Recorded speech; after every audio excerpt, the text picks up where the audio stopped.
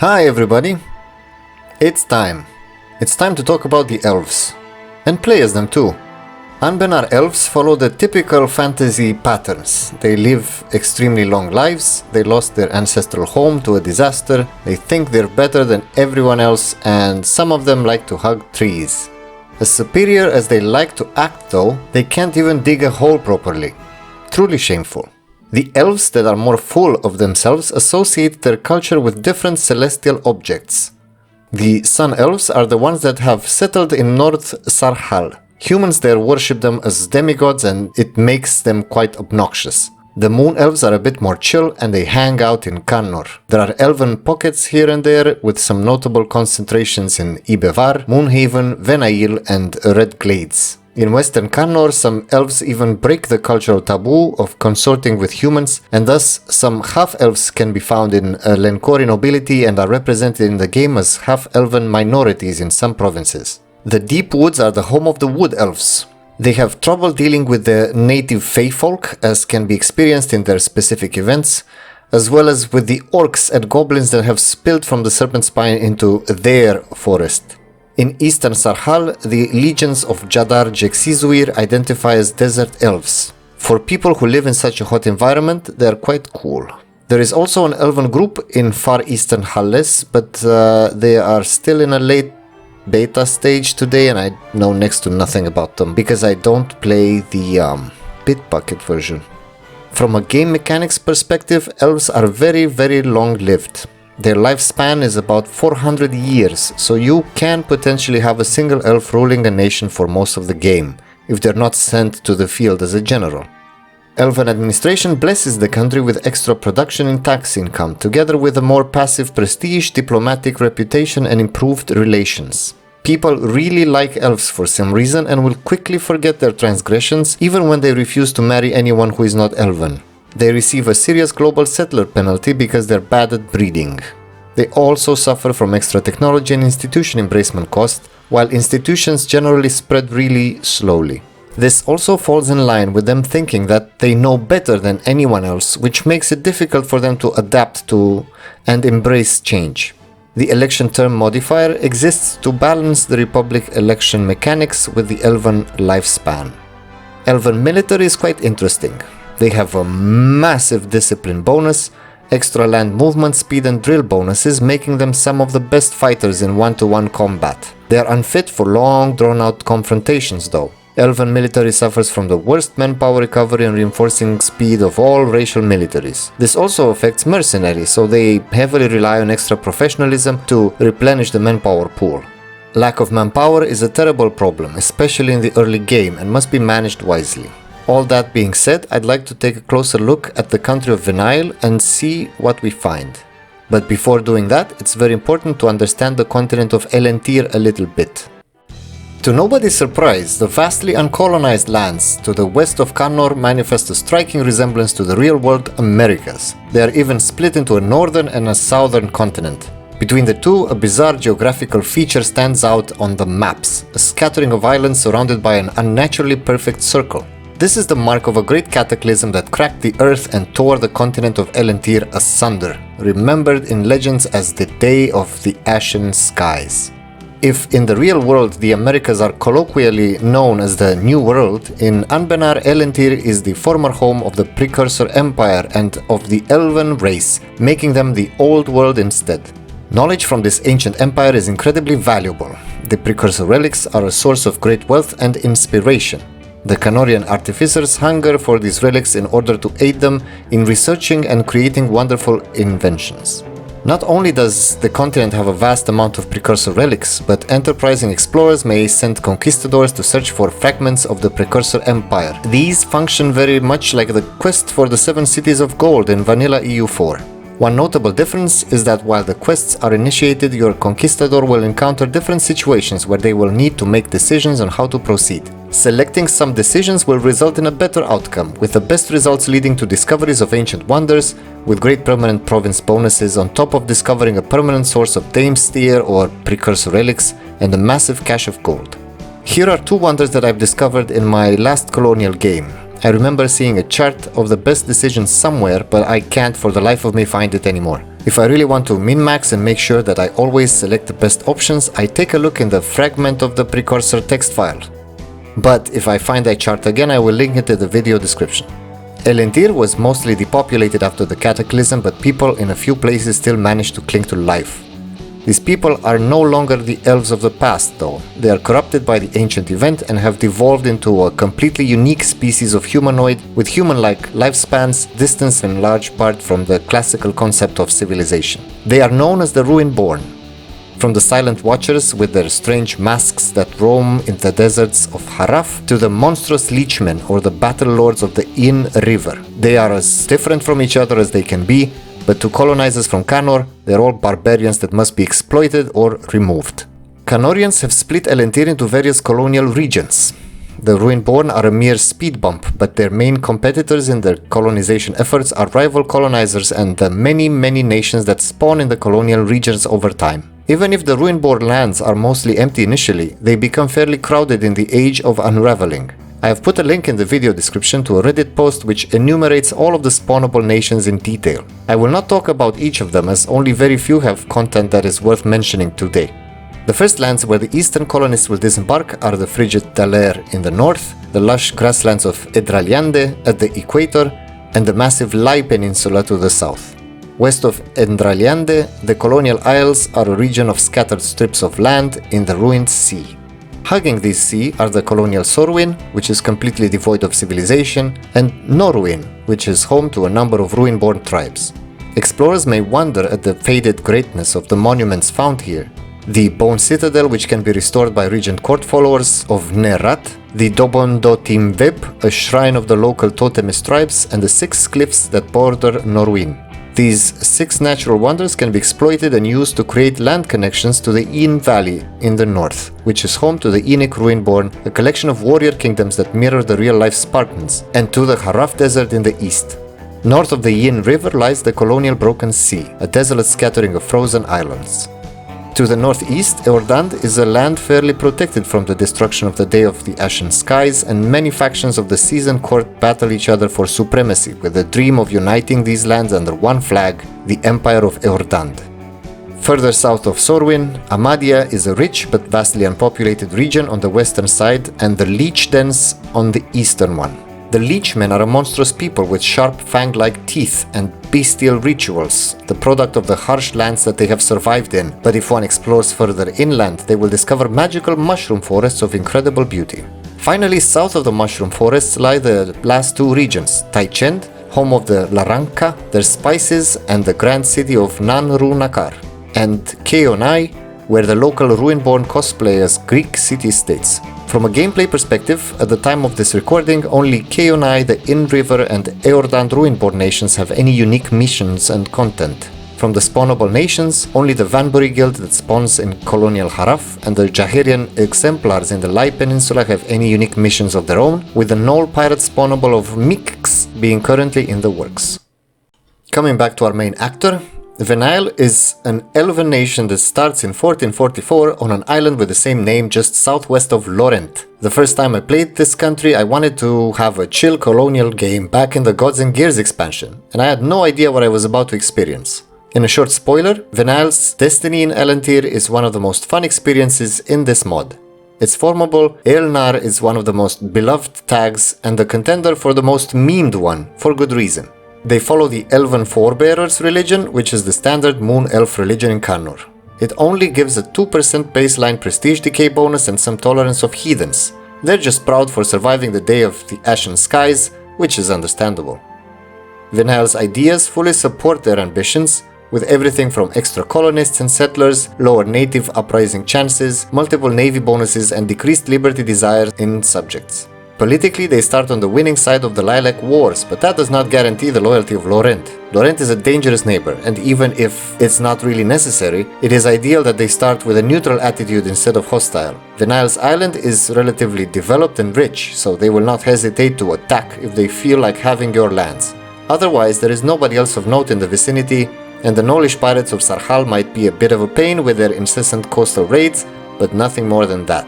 The oligarchic government is fine. As an elven nation, they don't care about royal marrying any humans anyway, so having a republic is just fine. They are in a prime position to switch to a pirate republic, and that comes with its own bonuses and drawbacks. The extra fleet force limit is great to protect their splendid isolation, and they can make tons of money by raiding coasts, but they lose access to the estates and their privileges and need to spend a large amount of administrative power on stability, which will significantly decelerate their colonization. Their starting leader, Aldarian Sea Watcher, is fine. His stats are low, but elections will increase them inevitably. His traits are perfect. Navigator and Expansionist are two very desirable traits as a colonizer. If you open the military tab, you'll be surprised to see that the best admiral you could ever dream of is here. Admiral Kalasandur Sea Watcher is the naval equivalent of a powerful mage general with impossibly large stats. He is perfect for protecting the island holdings from any potential Laurentish aggression in the very early game. To kick off your adventure, you need the quest for Aelentir idea. This means that you need to simply unlock the exploration idea group and select the first one in this group. To do this, you need to focus on administrative points from day 1 and prioritize it above all others, with diplomatic points being a close second. And that's why keeping the oligarchic government will help with more power generation from their respective estates. Money is the next priority, so between granting the primacy of the nobility estate and seizing crown land, I would go for the latter. The army won't do much for a long time, but I tend to prefer keeping it up to force limit and drilling to get some professionalism points for emergency manpower if needed in the future, but you could choose to reduce maintenance completely for extra earnings. Make sure to place your merchants wisely and use as many boats as you can to protect trade. It's important to improve relations with Dame's Crown in particular to prepare for a later mission. Also, as tempting as it is, conquering and annexing lands in Canor is counterproductive, so it's not worth sacrificing administrative power on such projects in the beginning. If you do find a window of opportunity to attack a weak nation though, vassalize them instead of taking their lands for yourself. Once the first exploration idea is selected, the Prepare the Fleet mission can be completed. From this point on, you might want to hire an explorer, but an event in about a year from now will grant a very strong explorer for free, together with the Alariandel Impulse buff. This buff will increase colonial range by a great amount, while not allowing colonists. To get access to them, you are tasked to discover the Kachel province on the shores of the Calamities Pass Sea. There is a great guide on Reddit posted by somebody called Matomatic, who references various other community discussions which can guide you to a more optimal exploration and colonization sequence. But in short, the exploration priority is North Uelos Lament, then Calamities Pass, followed by North Aelentir Coast, and then just explore the rest of the maps that are available. Discovering the Kachel province will remove the Alariandel Impulse modifier and will grant access to colonists again. Most of the provinces that you will be colonizing next will not have natives or will have very weak ones, so set the native policy to native repression for maximum yearly settler bonuses. It makes perfect sense. Later, with the fourth national idea unlocked, you might want to choose native trading policy instead for an uprising chance of 0. Do not forget to add all of the colonization related estate privileges. There is one for the clergy, one for the burghers, and one for the adventurers. The burgher and clerical privileges are an extra argument for keeping the oligarchic government versus raising the black flag, because they make colonizing simultaneously faster and more profitable. Another thing to remember is to move your conquistadors to the unexplored lands in the west and have them begin the hunt for fragments of the precursor empire as early as you can. Once the map of the west mission is complete and Dame's Crown's opinion of Venail is 100 or greater, then the Dame's Crown loan can be requested.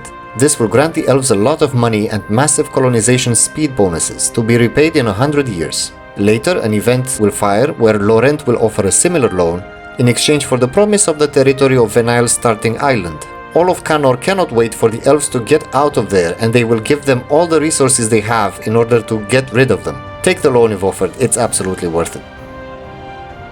The subsequent New Dawn Harbor mission will create a center of trade in a chosen province. Having extra trade power in the Banished Islands trade node is beneficial for keeping a lot of wealth from reaching Canor in the future, so developing a province in eastern Endraliande for this purpose is a good idea.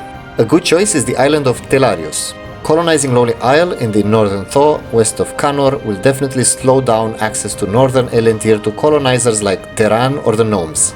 In the meantime, focus on claiming the last light island chain in Endraliande and then keep expanding until a colonial nation is created. You might want to push for a total of 7 fully colonized provinces in this colonial region before moving on. The reason is that the Need for Resources mission will drain development from the provinces of your first colonial nation with 7 or more cities and destroy the goods produced in that colonial nation for many decades. If you colonize only 3 development provinces in Entraliande and make it your first 7-city colony, then the impact will be mitigated. In my case, I have expanded too aggressively in Norwin before that, and that hurt the region and the local colonial nation more than necessary.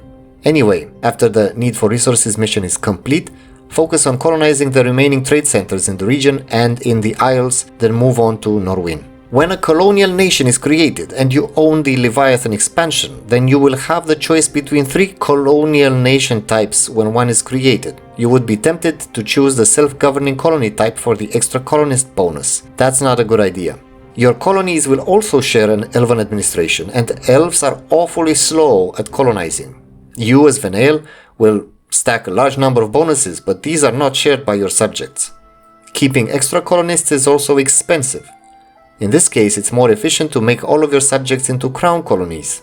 These ones receive some small yearly settler bonuses and are cheaper to maintain, so they will be more consistent and will actually end up colonizing more than the self-governing ones, and for a smaller maintenance cost. Do keep an eye on your colonial nation's income and subsidize them with enough money to keep them in the green. There are missions on the left side of the mission tree which will hurt your income more and more as time goes by, and there is no way around them. But you should have a decent cash stockpile to run at a deficit for a long time, even with these malices. Soon enough, the Norwin and the Isles colonial regions will start to be populated with different adventurer states. These are spawned with strong armies and can be quite dangerous. I do prefer to crush them as soon as possible because they also start with a large colonization buff and can expand very fast. If they do, they will inevitably declare war on your colonial subjects, and that's gonna be a pain in the butt. Ruin-born tribes also tend to do that, so keep an eye on your colonies and protect them when that's the case. Some regions like the Leech Dens, Haraf and even Amadia have some local tribes that can be conquered and turned into crown colonies without the need to spend much effort in actually colonizing. The more colonies you have working for you, the better. They will secure more territory and will save much admin power by coring lands themselves. For a future capital, the province of Selabuha in the Bloodgrows region makes perfect sense. The second idea group will of course be expansion. For the third one, quantity makes a lot of sense. It mitigates the elven failure to secure enough manpower, and Venail will need all they can pretty soon. Completing the A New Beginning mission will instantly integrate all the colonial nations and move the capital to the one you prepared in the previous mission. Doing this will depopulate your Canorian provinces completely, including Lonely Island by the way, and will grant your starting island to Lorent. This is the reason why conquering anything in Canor is relatively pointless. Sure, the more development in Canor you have, the more will be transferred to your Aelentir holdings, but it's very inefficient and costly. It's always tricky to decide when is the right time to move. In principle, you want to expand your colonial nations as much as possible before taking the mission, and you also want to finish hunting for the relics with your conquistadors. A good hard stop to your Canorian portion of the game is the moment when Lorent knocks on your door to demand their end of the bargain. Refusing to hand over the island of Venail will result in a war that is virtually impossible to win, so taking the decision to move at that point and then giving in to Lorent's demands will result in no loss to you, and the next phase can begin. Once Venail begins anew and renames their capital to Aelnar, it's only a matter of cleaning up your economy and the mission tree. Once all the nations are integrated, there will be a small economic shock caused by shifting trade, by having to manage the disparate armies and navies and the unfinished colonies. Cancel any newly started colonies and finish the ones that are at 900 settlers or more. The final missions do require money to complete, and you might even be able to take some time to complete some of the generic missions too. With the extra cash, focus on constructing 5 temples, 5 workshops and 5 markets in the Bloodgrows region, and if you can afford it, make sure to build up to 20 barracks anywhere in your lands. Keep slaying the nations that spawn in the colonial regions. I like to vassalize fellow elven nations like the Jaherian Exemplars or Pedolair because you can freely purge any humans without hurting your relations with them. But in regards to the actual Canorian colonizers, I believe that the best solution is to grant them enough space to form colonial nations of their own. As an Aelentiri nation, you can then attack colonial subjects without calling in their overlords, which is extremely useful. It's a million times more efficient to fight a 5-province nation that cannot defend itself than fighting Lorent and their allies for some 2 random provinces in the Haraf Desert. Not to mention that many colonizers, like Pearl's Edge, Moonhaven or Vern, are princes of the Empire of Anbennar and fall under the protection of the Emperor. All in all, once you are fairly confident in your army and economy and the Venail mission tree is completed, it's time to take the decision to reclaim your birthright and transform into glorious Aelnar. Changing to Aelnar will not only provide a beautiful new color and a meaty mission tree, but also a new set of ideas. They tone down the colonization bonuses but still offer many naval ones, with focus on heavy ship combat ability, naval tradition, and force limit. 10% goods produced is one of the best economic ideas you can dream of. They receive extra discipline and infantry fire as well as an enormous 3% missionary strength and a 25% culture conversion cost reduction. Anyway, no great country in Anbennar would be complete without a crippling disaster, and once you embrace the elven heritage, you will be immediately threatened by the Rianvisa. This one takes the medal as the most complicated disaster in the game at this moment. It's one of those things that needs a chart to be understood. And here is the chart. Some wonderful person actually made this and you can access it from the respective links in this video's description. This disaster can be navigated in a sense, and depending on the outcomes at the end of it, the mission tree can be significantly enhanced in different ways. First of all, you have the option to skip this disaster entirely. If your starting ruler is still alive, he should have reached the perfect 666 stat line through re-elections and random events. If that is the case, you may go down the leftmost branch of the mission tree down to the Proclaim the Empire mission. If this one is complete, then Rianvisa is skipped entirely. This simply costs some money and will take some time while the palace is being planned, prepared and built. I did not ever skip it though, so I can't speak about the outcomes of doing this yet, but it seems that this is the easier path to accessing Lithiel's specific mission tree. Otherwise, the disaster will progress if the ruler does not have a perfect set of stats. The lower the ruler's stats, the faster it will progress. Once the disaster fires, the acting ruler is killed and replaced with some weak dude and the circus starts. The ongoing malices are awful. More notable are the +3 interest per annum and the -100 settlers per year. Of course, income is halved, army morale is destroyed, and manpower recovery is reduced by 38% more, adding up to a disgusting -80% manpower recovery. The manpower recovery malice is the reason you want to bank as much professionalism as you can before the disaster. Peasants and nobles will revolt very often via events, but expect some regular revolts too. Sometimes it's even worth letting rebels fight each other or accepting peasant demands if they have too many stacks on the field. It's going to be pandemonium and it won't be easy to get out of it. Everyone in the new empire seems to be fighting everyone else. Why? It's anyone's best guess. It's not immediately obvious, but the factions that are in conflict make themselves known a few months after the Rianvisa starts. Kalasandur's Sea Watcher will take the reins of the empire and is the legitimate ruler in a sense. He is the exceptional admiral that is available at the beginning of the Venail campaign. He is a perfect 666 and of course incredibly handsome.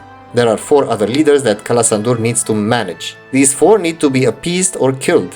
Pulsing events will fire occasionally, where you will be tasked to make decisions that favor some factions in detriment of the others, and the choices will change their allegiance on a scale from appeased to taking arms.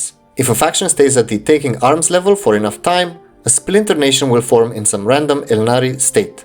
To put the rebellion down, they need to be completely defeated, and a special peace deal needs to be selected once 100% war score against them is achieved. In the meantime, General Lithiel offers her services to Kalasandur to help put down the rebels. After a few years, Lithiel will also take up arms against him for some reason. She can be defeated in the same way as the advisors. The Rianvisa will end when all the factions, including Lithiel's, have either been completely defeated or appeased.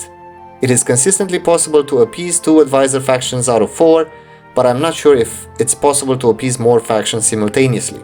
At the end of this civil war, each appeased advisor will grant a permanent positive bonus, like missionary strength from Tavar, extra goods produced from Eltanas, national manpower from Sikreor, and army morale from Kaid. The twist to this disaster is that rebel factions may take control of Aelnar and dethrone Kalasandur.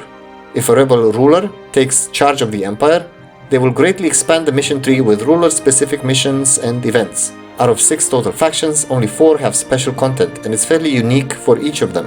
These ones are Kalasandur, Lithiel, Tahvar and Sikreor. Kaid and Eltanas do not have anything special yet. In order to have a rebel faction take control, you need to select to play as them when you are given the option to do so at the moment when the faction takes arms and spawns as a splinter nation. You must succeed in capturing the Aelnari capital and hold it for a few months. The respective rebel leader will replace Kalasandur and your tag will change back to Aelnar. Having the AI rule the country for a few months may be the most destructive part of the disaster. They tend to spend monarch power and money on random useless things, change estate privileges around and so on. I know, it's complicated and difficult. But in true EU4 tradition, just like any other challenge, it can be overcome. If it's your first time playing Aelnar, just crush all opposition and keep Kalasandur. I do strongly suggest coming back and playing with Lithiel though. Her mission tree is truly special. Let's talk a bit about the base mission tree then. It's quite complex, but the base tree has a very functional core. The left branch is focused on administration and advancing through it requires a serious amount of money, as well as dealing with the Rianvisa. Its conclusion results in a change of government and culture. Aelnar will discard the moon identity. The Star Elves are the absolutely most xenophobic race in Anbennar. They are unable to accept any non-elven culture in their vicinity and they encourage aggressive purging or conversion of any other race. Through governments and different permanent bonuses, the Star Elves benefit from a lot of government capacity and culture conversion cost reduction. The standard High Elven Empire Tier 1 government reform uses a faction system instead of the typical estates and can claim entire states just like Russian Tsardoms. On the left side, the Sanctified Land mission requires the Kasna Kolun holy site to be prepared, and once the Star Elven Empire is proclaimed, the Elven Forebearers religion will also be abandoned. It is replaced by the Soisevio religion, which uses a simple personal deity system, represented by philosophies of various prominent Elven figures. Due to the impossibly large lifespans of the Elves, pulsing events will offer you the chance to change the dominant philosophy every few years without any penalties. The central part of the mission tree is dominated by expansionist ambitions. The main goal, the carrot on the stick, is the mission at the very bottom, Star Ascendancy. This one grants, among other good things, a permanent 10% extra administrative efficiency. The road to it lies south of the Ruined Sea and implies the conquest of most of the South Aelentir continent, having at least 500 provinces with a correct star culture and 70 development in the capital.